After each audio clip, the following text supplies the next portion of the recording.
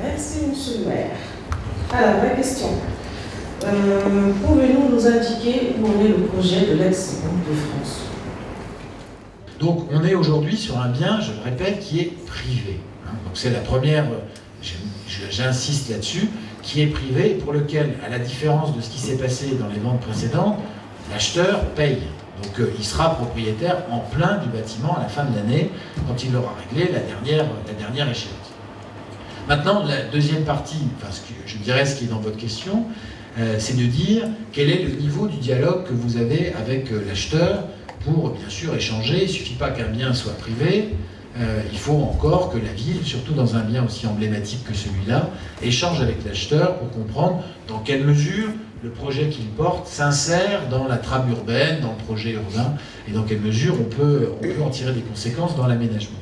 Alors ce dialogue, il existe avec M. Israël, qui en tient toujours pour ce projet d'une fondation Georges Braque, dans laquelle il installerait à la fois, bien sûr, une bibliothèque, un certain nombre d'œuvres, au rez-de-chaussée, je précise, avec aux étages des logements privés de grand standing, qu'il louerait ou qu'il achèterait, enfin qu'il vendrait plutôt, selon les cas. Donc le projet est toujours là.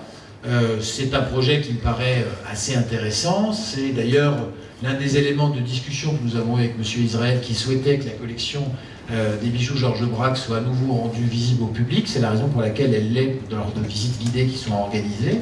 Donc nous avons un dialogue qui est relativement fructueux. Moi, je n'ai pas de raison à ce stade, si vous voulez, madame, de douter du sérieux du projet de quelqu'un qui paye un bâtiment. Quand vous payez, c'est qu'en général, vous savez ce que vous voulez faire dans ce bâtiment. Maintenant, j'imagine que votre question est suscitée par le fait que, comme beaucoup de Léodaciens, vous avez constaté que les travaux, après avoir connu une accélération assez forte au début de la vente, avaient cessé.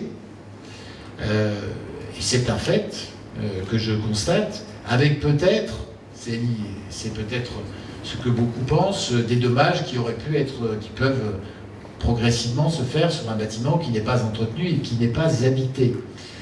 C'est l'un des motifs d'inquiétude que j'ai exprimé à plusieurs reprises à M. Israël, qui m'a donné des assurances très fermes sur son attachement au projet, sur le fait qu'il voulait bien faire de ce bâtiment une fondation Georges Braque et qu'il en avait les moyens.